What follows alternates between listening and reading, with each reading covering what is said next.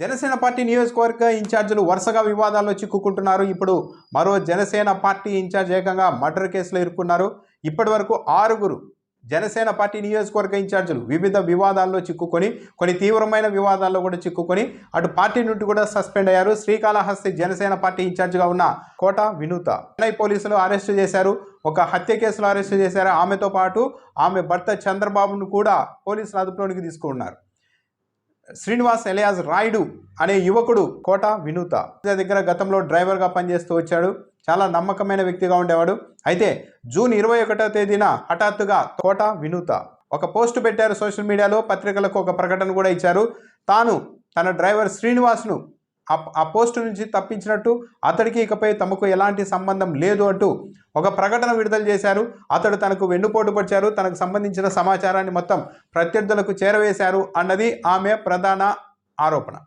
అతన్ని driver post నుంచి తొలగించిన తర్వాత ఈ నెల 8వ తేదీన చెన్నై సమీపంలోని కూవం నదిలో అతడి శవం బయటపడింది. స్థానిక పోలీసులు దర్యాప్తు మొదలుపెట్టారు. శ్రీనివాస్ చేతి మీద జనసేన పార్టీ సింబల్తో పాటు కోట వినూత పేరు కూడా ఉండడంతో ఆ దిశగా దర్యాప్తు మొదలుపెట్టారు. తర్వాత పోలీసులు గుర్తించింది ఇది ఒక హత్య అని. సీసీ ఫుటేజ్ ఆధారంగా ఇతడిని హత్య చేసి తీసుకొని వచ్చి నదిలో పడేసినట్లు చెన్నై పోలీసులు గుర్తించారు. హత్య చేయడానికి ముందు శ్రీకాళహస్తిలోని ఒక గోడౌన్లో శ్రీనివాస్ను చిత్రహింసలు పెట్టారని కూడా చెన్నై పోలీసులు దాదాపు నిర్ధారణకు వచ్చారు.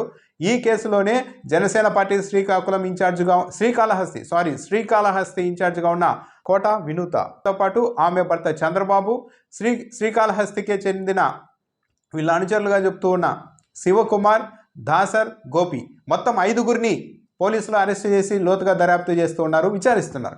అసలు ఈ హత్యకు మోటివ్ ఏంటి, ఎందుకు ఇతన్ని హత్య చేయాల్సి వచ్చింది, ఏ కారణాలతో అన్న దానిపైన దర్యాప్తు చేస్తున్నారు.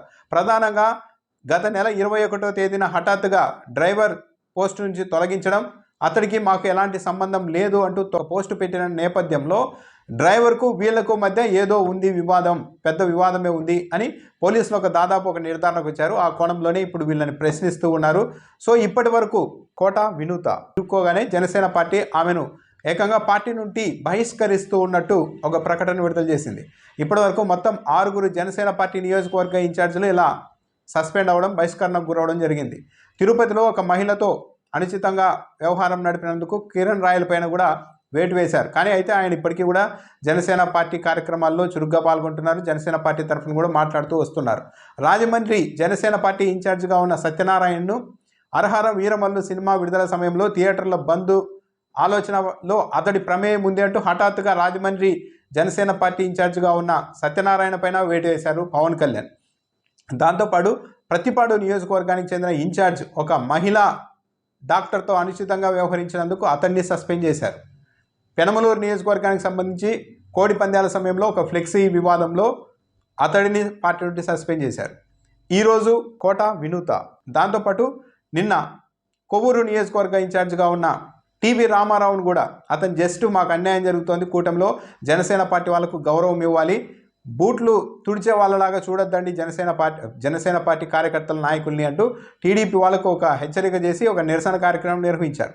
అంతే ఆయన్ని కూడా పార్టీ సస్పెండ్ చేసేశారు. నియోజకవర్గ ఇన్ఛార్జ్ పదవి నుండి కూడా తీసేశారు. సో ఇప్పటికి 6 చేరింది. మరి అయితే కోట వినూత ఎందుకు ఈ హత్య కేసులో ఇరుక్కోవాల్సి వచ్చింది, నిజంగా వీళ్ళే హత్య చేశారా, చేసింటే మోటివ్ ఏంటి?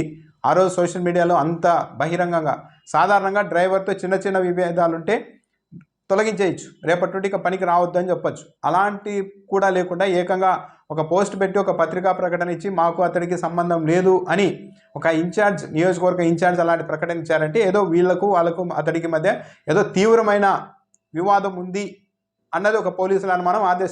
ఆ దిశలోనే దర్యాప్తు కూడా కొనసాగిస్తున్నారు. మునుముందు ఎలాంటి అంశాలు బయటకు వస్తాయి అన్నది చూడాలి. ప్రస్తుతానికి వీళ్ళు నిందితులు మాత్రమే, పోలీసులు విచారిస్తూ ఉన్నారు.